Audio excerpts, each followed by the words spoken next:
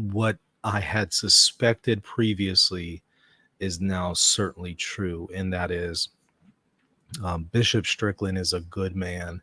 He loves Jesus. He's sincere. He believes he's doing the right thing, and he intends to do the right thing. I have had that impression about him from the beginning. I've interviewed him multiple times. So I always had that impression that he's a sincere man who loves Jesus and believes he's doing the right thing.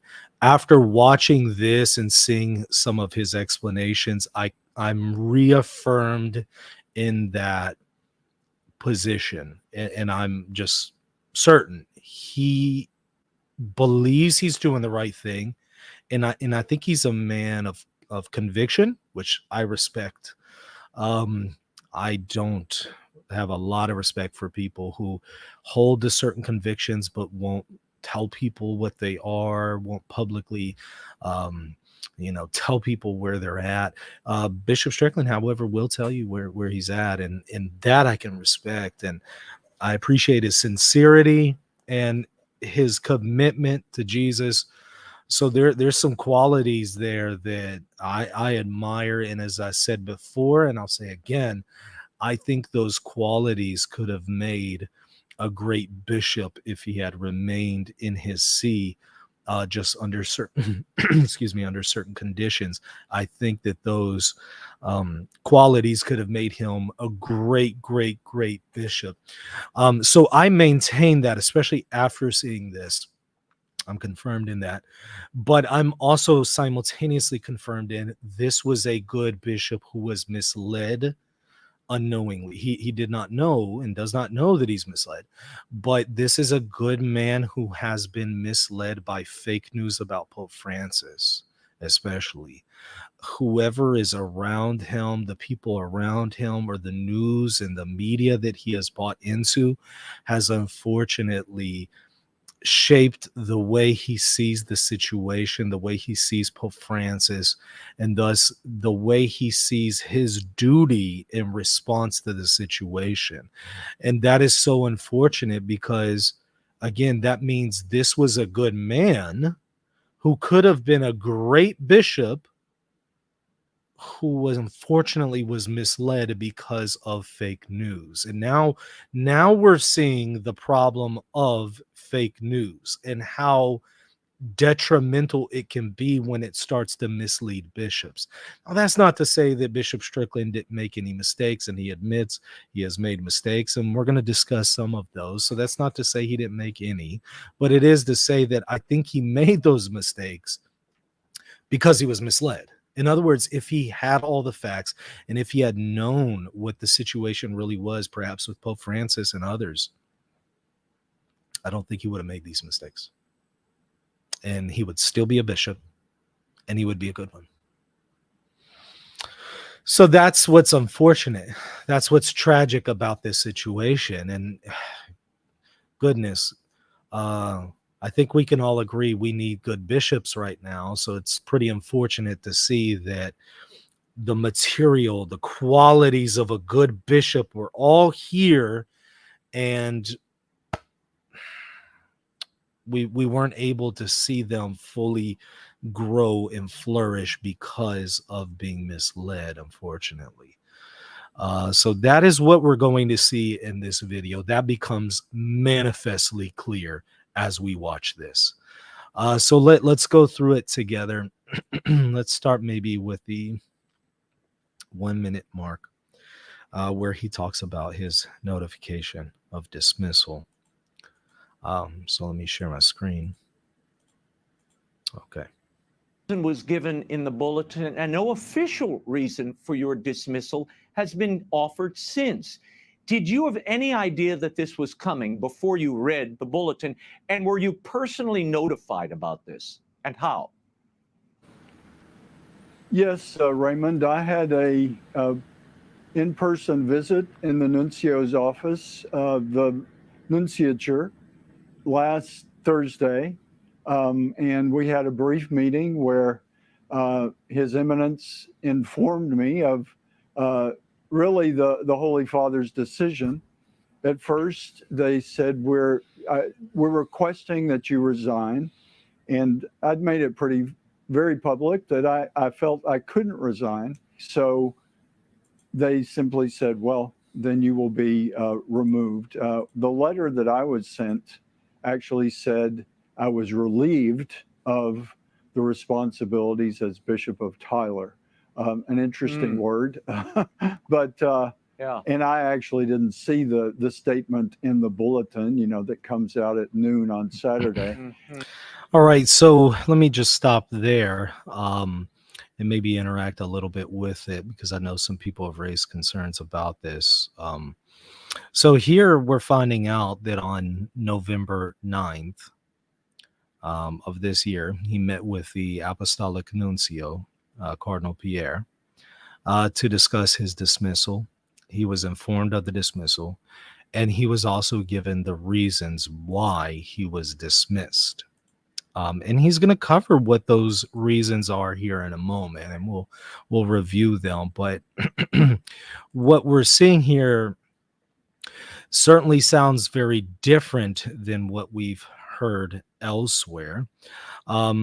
Specifically, he has given some I'm not going to say different information, but a very different impression was given in a previous interview that he gave.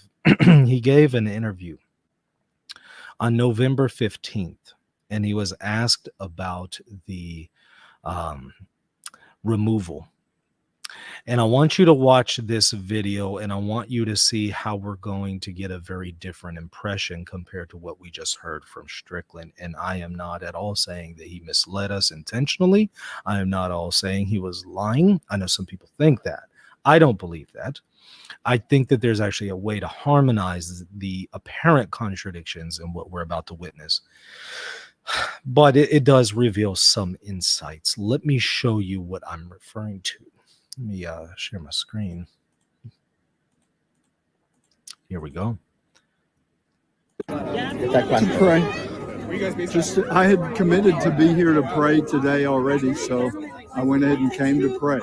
So, now, would you be able to participate or to attend the meetings?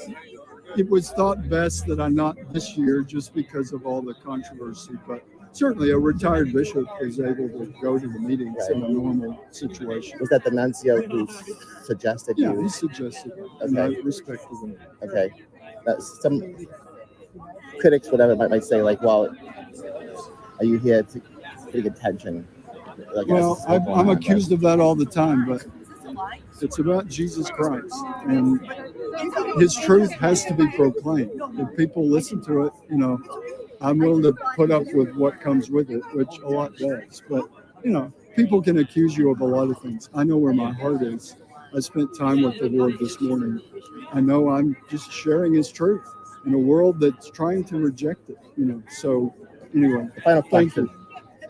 you. Did he tell you why the move, the decision to? Well, not officially. I mean, the letter is online, I think, available. I mean, issued from the Vatican.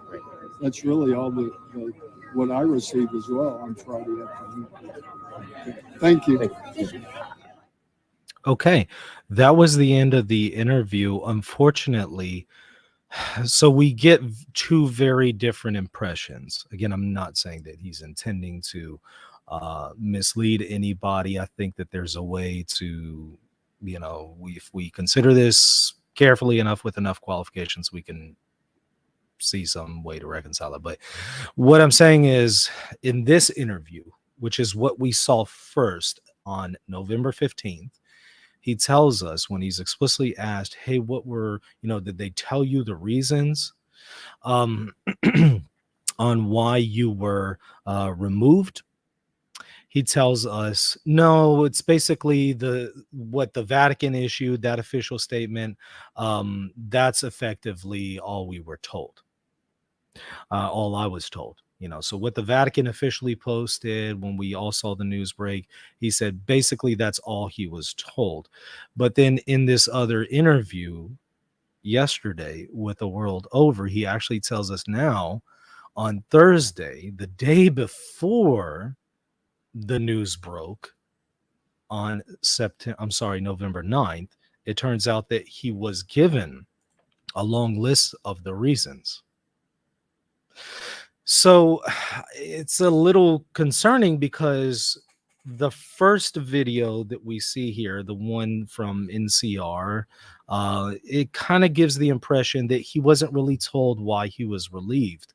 But now it actually turns out, according to him himself, the day before we all found out the news, he was informed and he was given a long list of reasons. So again, I'm not saying that there's no way to harmonize this apparent contradiction. I'm going to give him the benefit of the doubt and assume that there is. But what I'm saying is that I think people came away misled by that first impression in that first interview, because they came away thinking, wow, the Vatican candleman didn't give them any reasons. Well, that's not true, because it actually turns out that the day before everyone received that news from the Vatican, he was told extensively on why he was removed. So what this tells me, again, I don't think that he's insincere, but what it tells me is that he's perhaps not as careful as he could be in communicating or being transparent and upfront with us about all of the information. And so that then makes me wonder, okay, well, what else does Strickland know that he hasn't told us yet? And I'm sure in his mind, he thinks it's wise to perhaps not share some of these things at the time, perhaps, but it just makes me wonder, what else does he know that he hasn't told us yet? Because if all I had seen was that other interview that he originally gave to that reporter, I would have just thought that the Vatican never told him anything. But now we're kind of seeing a different story here, that they actually did sit him down and tell him what it was.